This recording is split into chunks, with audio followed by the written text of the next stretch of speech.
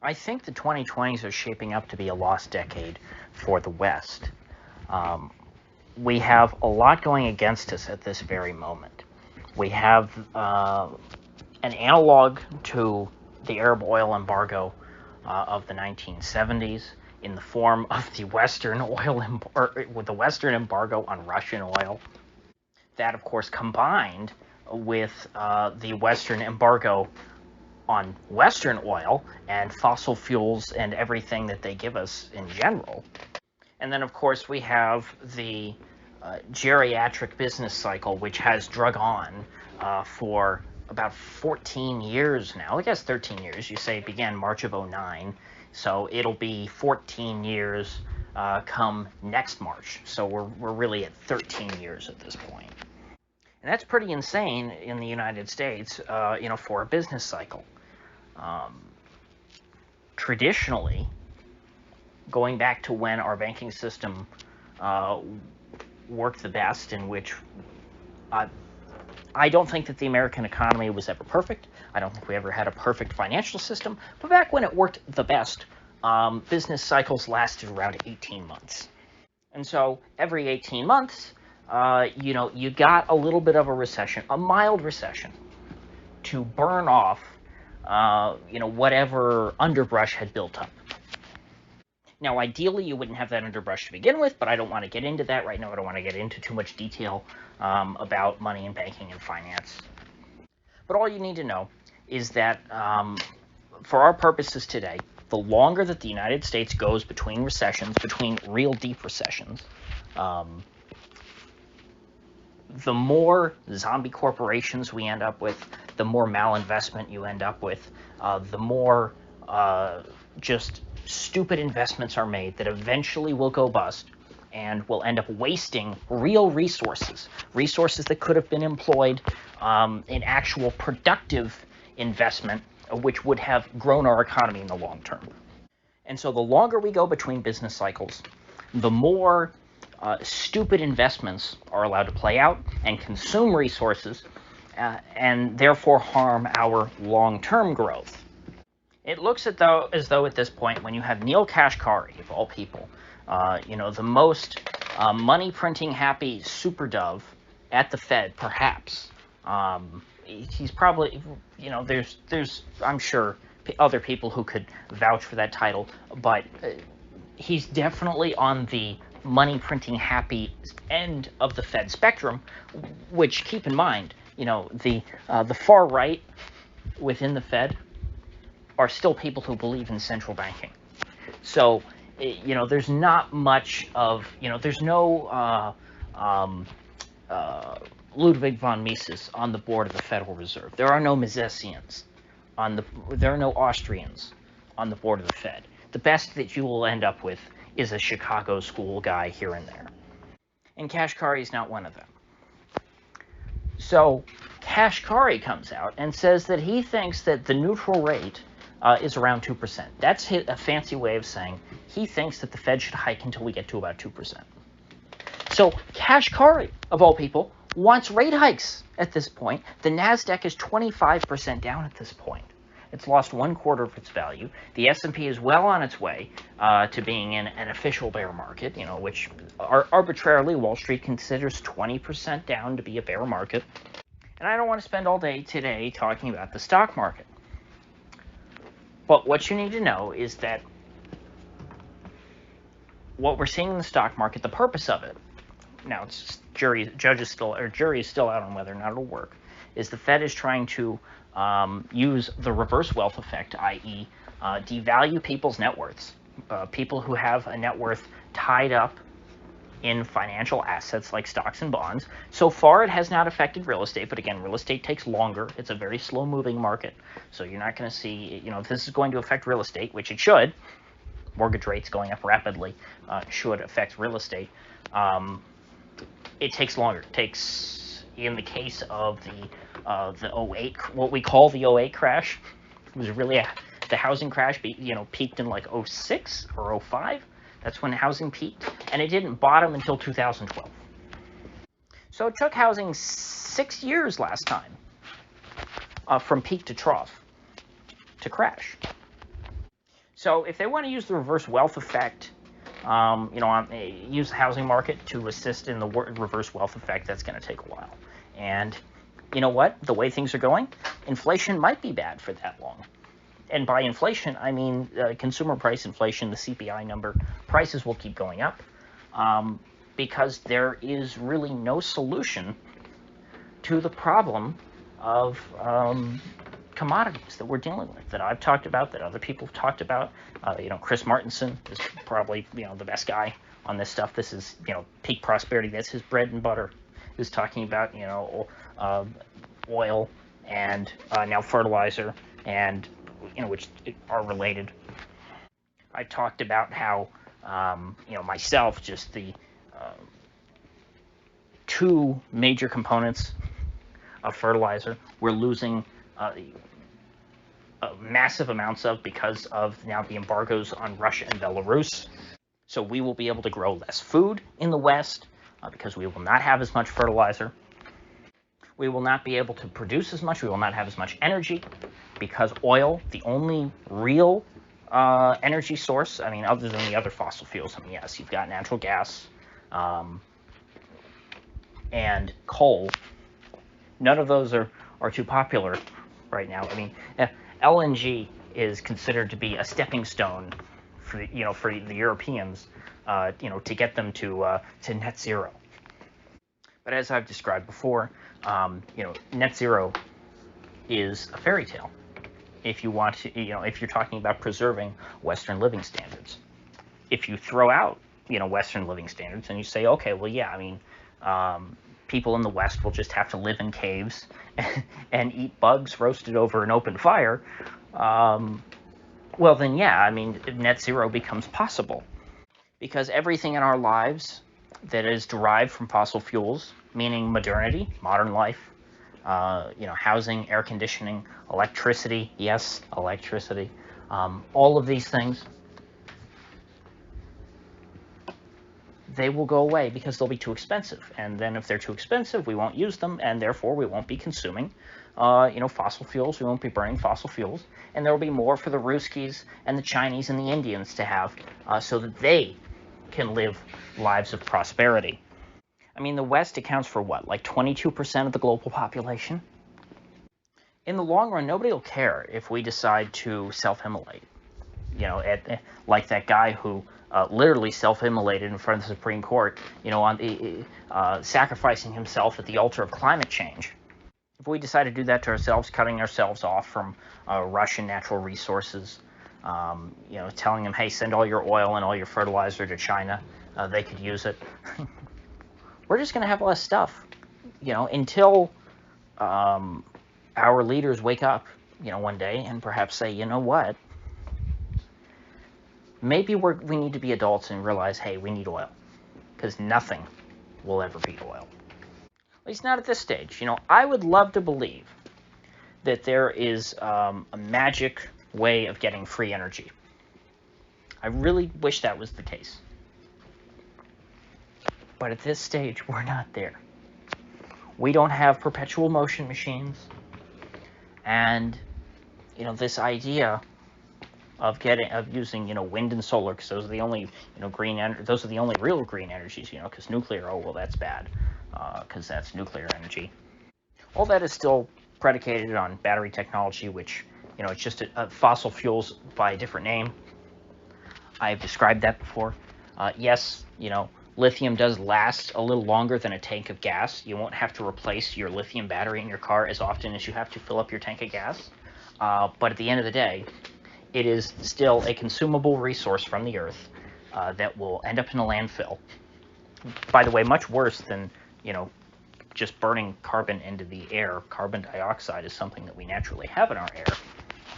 You can argue that perhaps, if it's true that, carbon emissions from burning fossil fuels is leading to a increase in the greenhouse effect and warming the planet, you could argue, I guess, that that's a bad thing. One, because, one, you'd have to argue that there's a strong causal link. Two, you'd have to argue that's a bad thing. But you could also argue it's a really good thing, because with more warmth and longer growing seasons, we can grow more food to feed our ever-growing human population. And so it's almost like the Earth, is adjusting to better suit our needs as we burn fossil fuels, if that's in fact the case. Nobody's ever really talked about that, which I find strange. As we burn more coal, more oil, more natural gas, our economy is growing. Our living standards rise.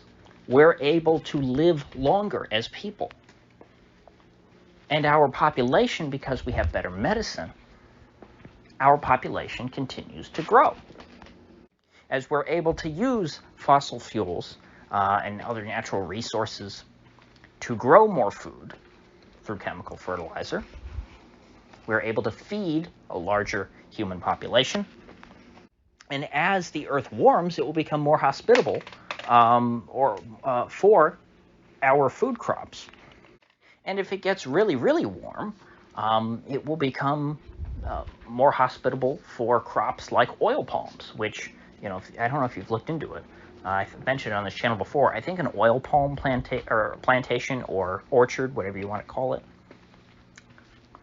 can produce up to 650, or around, maybe on average, 650 gallons of oil per acre per year. Now, at this point, that's not really a suitable alternative to digging oil out of the ground, even though, this palm oil would be, net zero, as these people like to talk about it. If the Earth continues to warm, the oil palm will be able to be cultivated across more of the planet, because right now it's pretty much a tropical to subtropical species.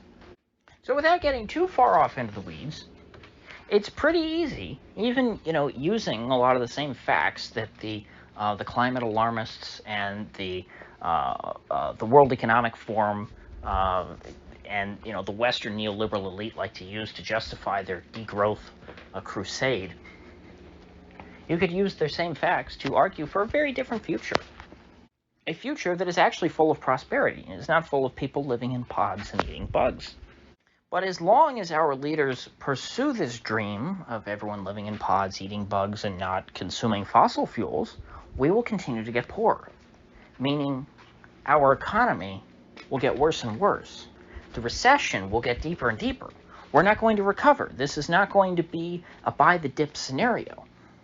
The U.S. economy will go down and stay down, and the European economy will be even worse. The only way to turn that around, in the long run, is to start using more oil.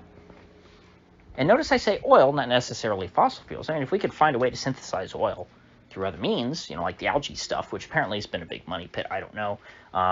It's tough for me to judge all this stuff and say, oh, well, that's fake technology, because we see that with the green stuff too. People have been telling us, oh, we've got these batteries right around the corner that, are really cheap to make, and they last forever, and they're recyclable.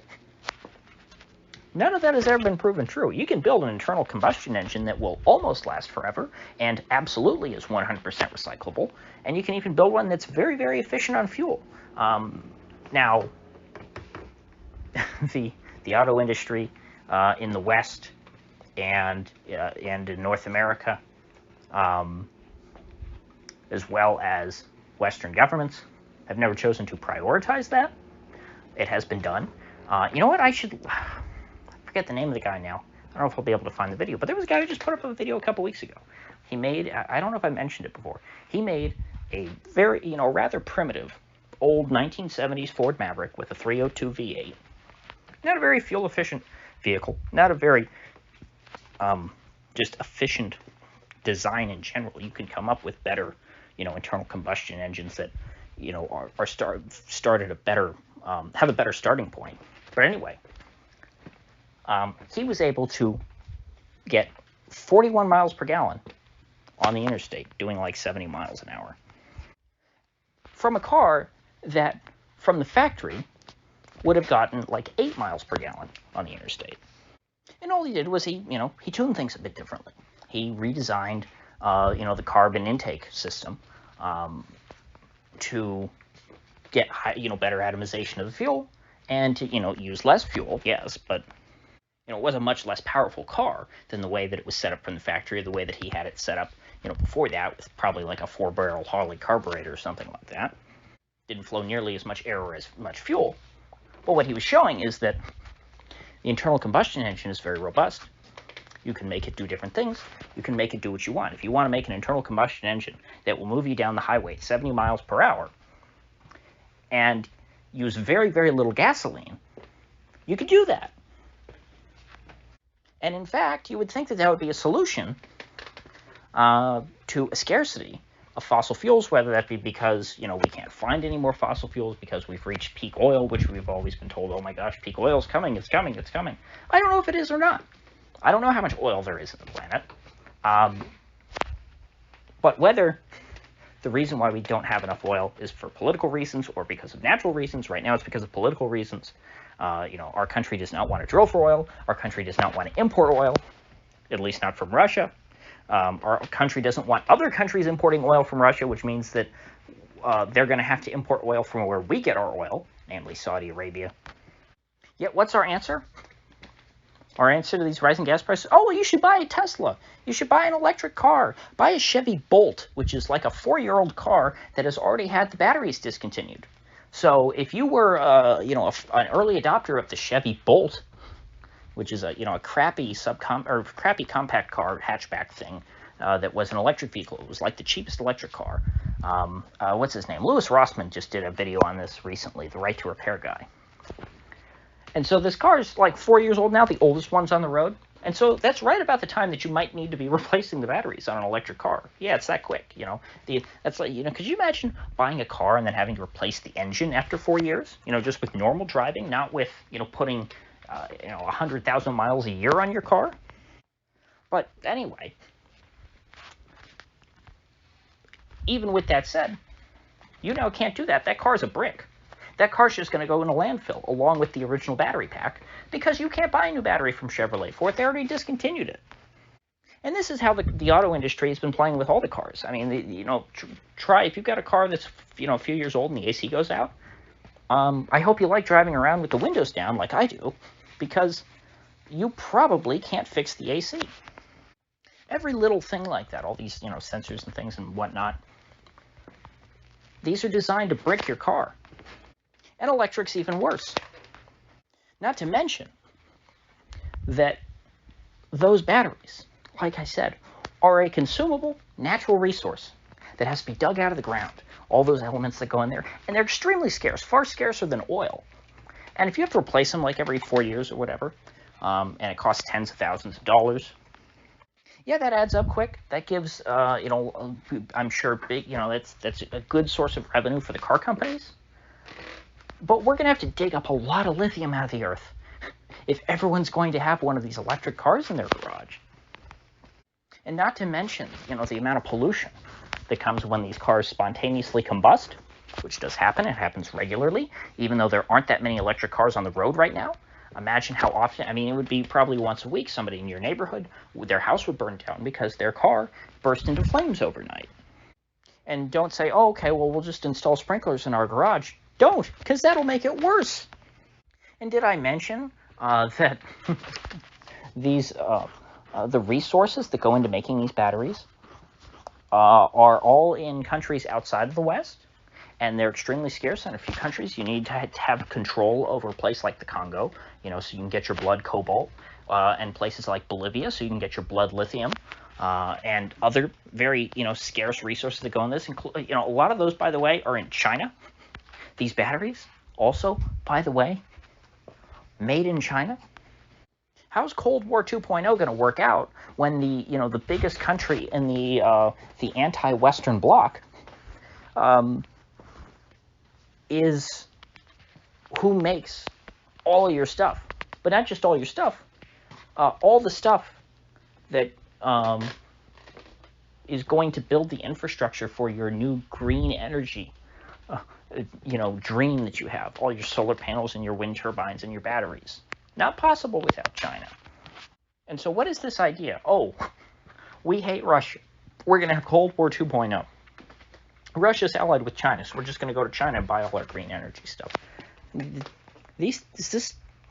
I the only person who's thinking this doesn't quite add up? No matter how I look at it, there's no chance of prosperity in any of this. All I see is poverty, desperation, and ultimately capitulation. That's our only hope. Our only hope is for people to capitulate, or for people to rise up and get rid of their leaders, who believe in all of this nonsense and the great green grift, and this, net zero cult, and for people in the West to install new leaders, elect new leaders, who recognize that fossil fuels are the key to modernity. Without fossil fuels, we go back to, the 18th century? It was pretty much the start of the Industrial Revolution in England. We have to go back to beating the eggs for our omelets with whisks made from wicker, and twigs, like we're the Townsends. And unfortunately, I'm not seeing where the rip the Band-Aid off kind of solution comes in. I've always rooted for in this channel a rapid crash. That's what I've wanted, because I knew that the state that we were living in, the economy we had, the prosperity we had, was fragile. I knew it was going to go away at some point. But what I'm seeing now, I don't know if I want to call it the worst case scenario, but it's worse than what I'd hoped for. Because what I see in the future is a steep drop off, and then just a malaise. Basically, Japan post 91. That's what I see for the future of the West. The last 30 years in Japan, that'll be the next 30 years in the West, or until we change our ways. Because in this scenario, I don't know. I don't say that what I'm seeing a lot of bad stuff coming, but I don't necessarily see a U.S. federal government bankruptcy on the horizon. If that came to pass, I think we'd be okay, because there would be a reorganization. The current U.S. elite would be bankrupt. They would have nothing left. Their government would be in shambles, and nobody would want to, put Humpty Dumpty back together again. But even though the 10-year, last I checked, was like hovering right around 3.15%, which was the 2018 peak, the highest it's been in years. It was like 3.1428% or something when I looked at it last. Maybe it's at 3.15% now. Maybe it'll hit it, on Monday. Who knows how much longer the 10-year is going to go up? Because honestly, I don't know what the bond market's doing. I don't know what is driving the bond market. So who am I to say that the 10-year is going to hit 4%, 5%? I mean, if it does, it'd be great, because the feds would be bankrupt, and they wouldn't be able to do all of this to us. They wouldn't be able to stop us from buying Russian oil, or stop the Europeans from buying Russian oil. Or hell, if the Europeans didn't want to buy it, we could. We'd go right around them. Say, okay, Europe, you don't have to buy Russian oil. We'll buy all that oil that you're now turning down. And you know what else? We'll start drilling for our own oil here. And we will develop, better oil crops, which, I don't know, a lot of money's been put in that. I don't know how productive of a future that is. I mean, oil palms seem like the best bet, but, the temperature range thing. But anyway, no matter what, oil is the future. We want things that run on petroleum. We can make really, really efficient, or we can have really, there's a lot of energy density in oil. And we can come up with some pretty efficient ways to convert the energy stored in oil into usable energy for us in our everyday lives. And we can do it pretty cheaply. We can, and we can do it through, machines that are end-user serviceable. Like the simplest thing I can think of is like an old two-stroke motorcycle or dirt bike. I'm actually seeing quite a few of them out on the road these days, because I guess there's this law firm called Dirt Legal, which has a way of trying to, get you, even though in a state like Florida it's illegal to supposedly to ride off-road vehicles, like side-by-sides and dirt bikes on the road. Dirt Legal has a way of getting them registered, I think in South Dakota or something, and so there's lots of people in my area that do that now. And you look at how simple an old air-cooled two-stroke dirt bike is. There's nothing to it. You can completely disassemble it and rebuild it yourself. Without being, a super, master mechanic or something. You do it in your garage. And it's the kind of stuff that is, intuitively cheap. And being a motorcycle or whatever uses a lot less fuel. Being a little one-cylinder, like, like 125 or 250 or 300 cc motor. I mean, if the administration was so concerned with conserving natural resources, if you think about the amount of fossil fuels that go into producing the electricity, and of course the actual production itself of electric cars, you'd save a lot more fossil fuels if that's what you're concerned about by just telling everybody to go out and buy a motorcycle. Two-stroke or first-stroke. Two-stroke is kind of hard to find these days, but they do still exist. But I'm saying specifically, when it's air-cooled, that, has no, it doesn't have a lot of moving parts, no valves and things, no valve train, no camshaft, which I don't think any two-strokes have a camshaft, but these newer ones seem a bit more complicated than the old ones. I've taken apart old two-stroke stuff. Things, basically stuff that works like a string trimmer or like a blower. And if our leaders really cared, that would be the kind of stuff they'd be pushing. They'd be saying, hey, let's find ways to use less gas. Hey, this guy on YouTube, who was able to make his car get up to 41 miles per gallon or whatever. Hey, why don't we go to this guy and, because he already put like the CAD file for the intake that he built out for free, I think in the description. I'll try and find that video and pin it in the comments. Or you know what? I'll put it in the description if I find it. Why don't we go to that guy, say, hey, let's do what you're doing, maybe. Let's try and find ways to retrofit cars to do that, while gas is scarce. Let's just try and help each other out. Hey, why don't we be a little lax on these emission standards and on manufacturing and stuff like that, and let somebody start, a company that makes really fuel-efficient motorcycles that are easy to rebuild into service, that have really simple engines. Hey, let's encourage the car companies. Build cars that people can work on, that, we can keep on the road for longer. And this is 100% doable. This is not a big ask, because look at the Postal Service. I think I've mentioned this before. The Postal Service uses what is called the Grumman LLV, the Long Life Vehicle. It is a late 80s Chevy S10 with an Iron Duke carbureted 4-cylinder engine and not a turbo 350. I think it's smaller than a turbo 350. 3-speed transmission. No electronics on it. Totally easily rebuildable. Very simple. And those things have been on the road, ridden hard, every day for like 40 years. Getting close to 40 years. And they're still on the road. So there's no reason why we need to produce all these cars every year, why we have landfills full of cars, why we're going to have landfills full of these lithium batteries that are going to stack up pretty damn quick. And then, eventually we're going to find out, hey, we've hit peak lithium. We don't have enough left. And then things that you really need lithium batteries for. Because here's the thing. These lithium batteries, they're really useful in certain applications. They've revolutionized cordless tools. If any of you are old enough to remember cordless power tools before lithium-ion batteries, they sucked. I mean, yeah, NiCad was pretty good for a drill or for an impact driver. There's still people who use the old NiCad DeWalt impact drivers, and they do work pretty well. I've used them. But for anything else, like a saw, every other thing that they're coming out with, house string trimmers,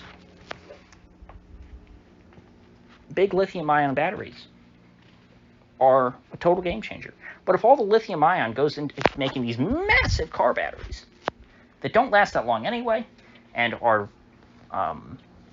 they're going to pile up really quickly, and we're going to go through not just our lithium, all these other elements that go into it, and we're going to run out of the capacity to make these batteries, and then we're going to have to go back to using, we're not going to have them for anything else, because the cars are going to use up all the resources, and it's not recyclable. I mean, people think that, oh, well, this is just a simple matter. We'll figure out how to recycle it. Well, if that were the case, we wouldn't have landfills. We have landfills because the vast majority of crap that we make, we can't recycle. And hell, even the crap that we do recycle, or that we think we're recycling, a lot of it goes on ships and gets shipped over to China or Albania and get dumped in their landfills. which makes me sad. I like the idea of recycling. I don't like throwing things away. I think that everything, everything made should be, should not be made to be disposable. Now, some things are, but preferably they're not. You should try to make things that should be able to last forever. Things that you can just continue to fix. I feel like I've gone on another rant about something that I've talked about before, but again, I appreciate those of you who come along for the ride, because this is just me trying to think out my thoughts, because I sit and I just stew all day, worrying about the planet, worrying about my society, worrying about my future, because I'm a pretty young guy. And this is my way of trying to vent my frustration. A lot of the stuff, especially when it comes to vehicles, can be blamed on the federal government. But again, government regulations are typically written by industry insiders. It's written to favor the established interests in those industries. But even with that said, the car companies, I think, could get around some of the emissions stuff. Now, a lot of the other things, safety things, all these electronic sensors that they're mandating in there. I think pretty soon they're going to mandate that the government can turn off your car if they haven't already. They might have already done that, actually. I think Europe is doing that. And so it's all about controlling you and making it so you don't actually own what's yours. Because again, even if if carbon emissions really were so bad, and you honestly believe that, and it was a sincere belief, there are other ways of addressing that than what they're doing. There are far better ways of addressing that. Like I said, tell everybody to ride a motorcycle, or produce gas cars that will last longer, that are built to last, so that you don't have, because you've got all those emissions that are involved in manufacturing things. And so if we waste all our resources just manufacturing more and more cars that year after year after year after year, because people buy a car and it lasts 4 years and then it's a brick, you could save a lot and emit a lot less by making something that lasts longer, that people could fix, and that gets a good fuel mileage that doesn't use a lot of fuel. Like I said, that Ford Maverick, 41 miles per gallon on the highway. That's better than most of your modern compact hybrid cars. And it's a heavy old clunky cast iron block V8. Think of how good of fuel mileage you might get out of a four-cylinder or something. Using a similar concept. And I'm normally very suspicious of these kinds of videos, but the guy seems pretty legit, and I've seen nobody try and debunk him. He went over entirely what he did. You could see it in the car. You could see it running. It seemed totally legit. And there's just one random guy on YouTube that I found. There's plenty of other ideas. There's plenty of ways to try and save oil. If we legitimately had a real scarcity of oil, which will inevitably lead to a decline in our prosperity, there are ways that we could use less oil. Nobody's interested in those. They're interested in grifts. That's what electric cars are. Electric cars are a grift. Because electric cars, even with oil being more expensive, electric cars are still more expensive than using internal combustion engines. Again, if we're really, really that desperate for oil, encourage single people to ride motorcycles. There's a lot of single people in this country, a lot more than there used to be. And if you say to people, if you encourage it and say, you know what, maybe if you don't have a family, don't buy a big car. And again, I'm not saying you force people, because that's terrible. I wouldn't want to ride a motorcycle. They're scary. They're dangerous. Although I tend to stay on pretty small roads, so maybe I'd be okay. But, I don't want to speak for everybody. But, hell, just produce cars that get good gas mileage. I'm just repeating myself at this point. There's no point in going on. We're screwed. There's nothing that we personally can do about it other than, I guess, hey, try to be self-sufficient. That's what everybody says, right? But at the end of the day, it's going to be a very, very small percentage of people that actually are able to do that. The percentage of people that, have a garden and are financially well off and, own their house outright and all these things. That's not going to be most of us. It's not me. I don't have the time. And by that, I don't mean that I'm too busy. I mean, I'm not at that stage in my life. Everything's very, very expensive. I graduated college into the most expensive, housing market compared to, what wages were and all these things, and now all this high inflation. It's just I'm not starting out on the right foot. It's going to take me some time to get to the point to where I could, even try to do all this self-sufficiency stuff that people talk about on the internet. I'd love to do all that. I love the prepper stuff. I think it's cool. I'd love to, grow most of my own food. But at this point, I'm just treading water, like a lot of people. And the way it looks, it's only going to get worse from here. So with that said, I will see you folks back here tomorrow.